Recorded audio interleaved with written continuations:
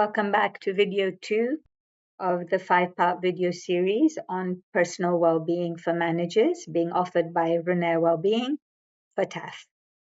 So in video 1, we did a brief overview of the 4 main areas of well-being: sleep, physical activity, nutrition, and emotional and mental well-being.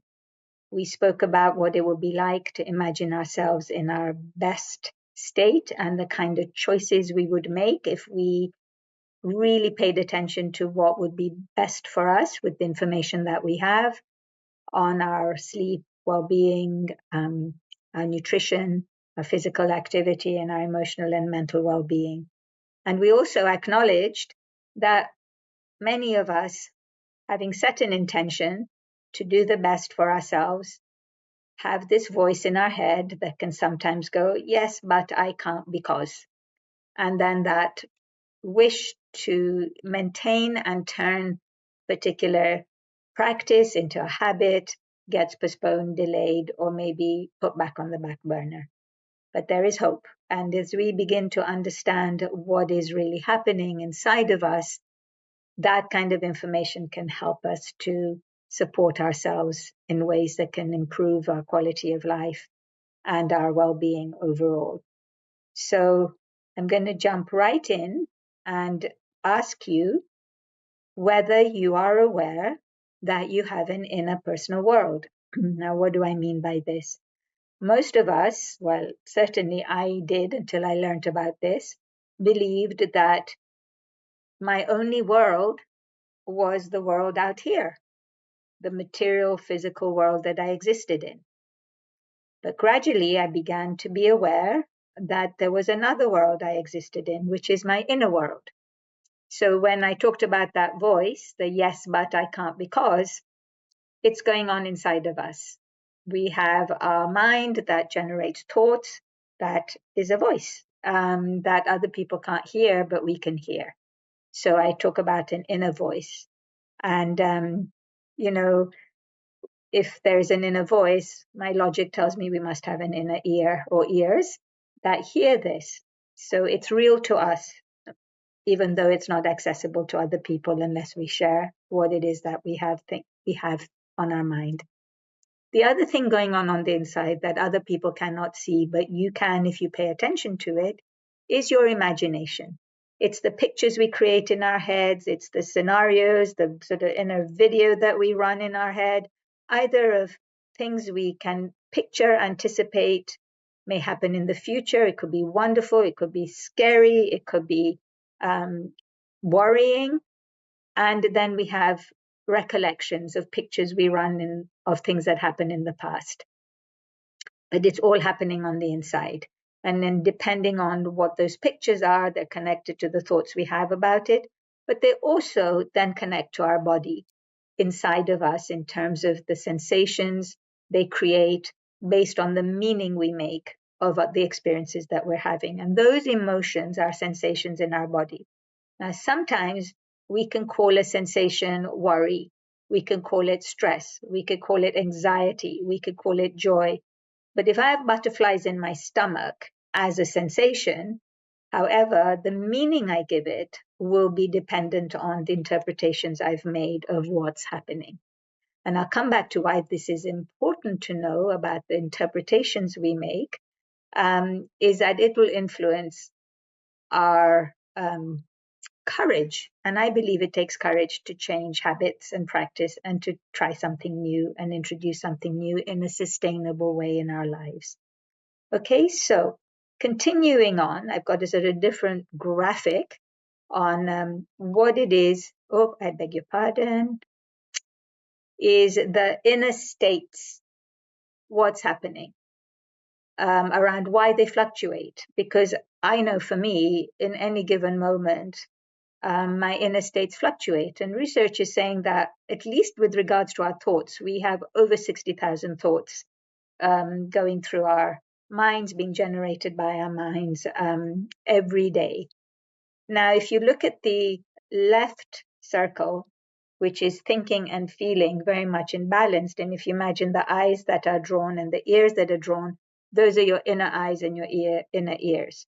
when we're in a balanced place, our ability to think, so it's almost like you could say the thinking is your left brain and the feeling is your right brain.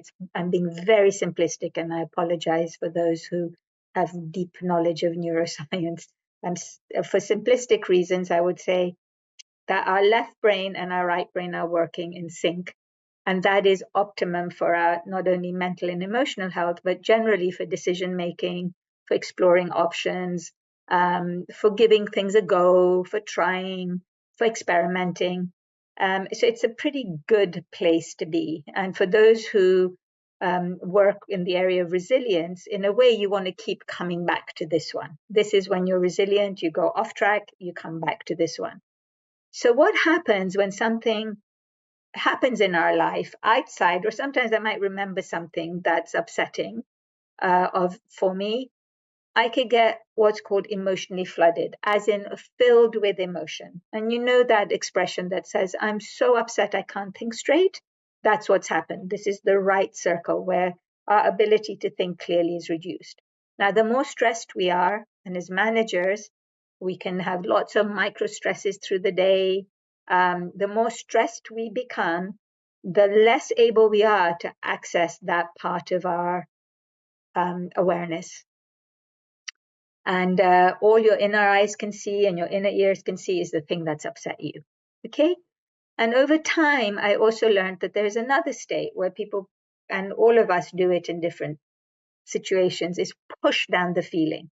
And it's a bit like pushing a beach ball down underwater, right? So the pressure builds, but when you let go of the beach ball, boom, up it pops way above what it would have done if it had been happily bobbing along on the water.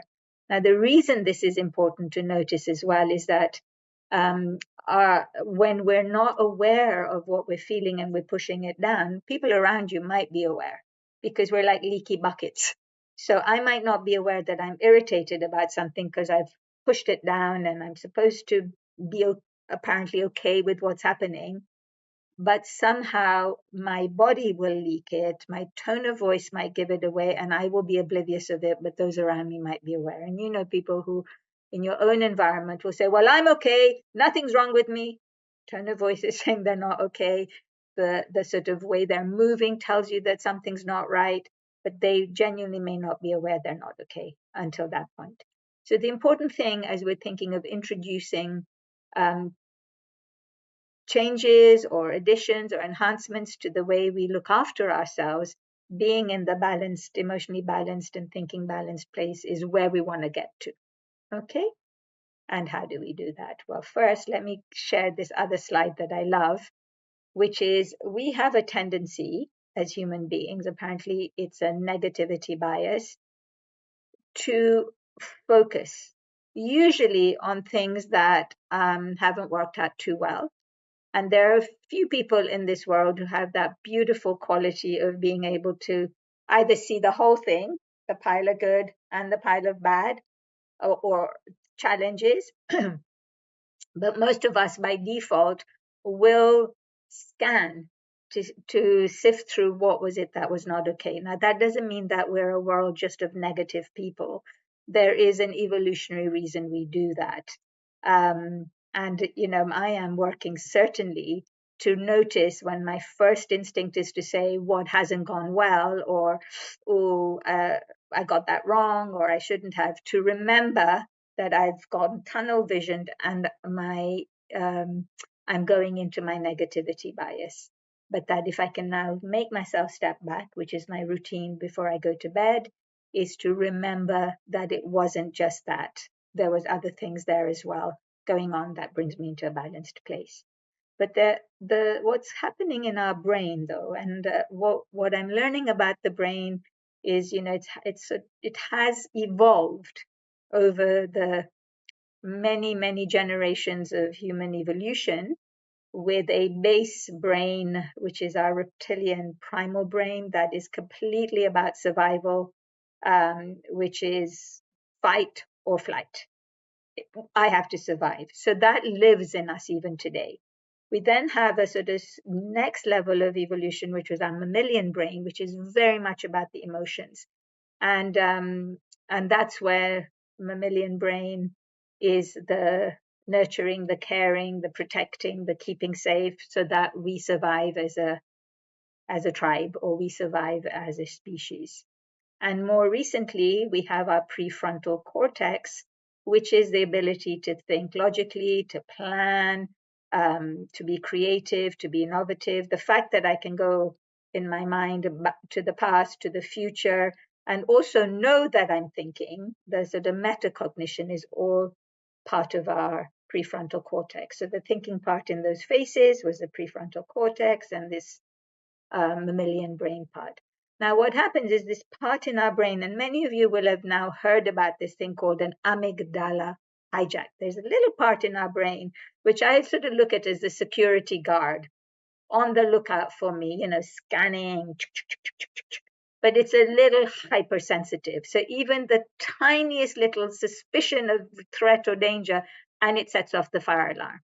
And when it sets off the fire alarm, it makes my prefrontal cortex go offline, which means that, everything is on red alert. Now, our bodies in red alert means that stop digestion, stop any renewal activities, healing activities. We get ready with all the energy going to our extremities to fight or to run or to flee or to do whatever it is to protect.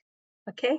But because many of the kind of threats over evolution, for those of us who are blessed to be in areas of the world where it's fairly peaceful, is that we still see threat that may be emotional, that may be a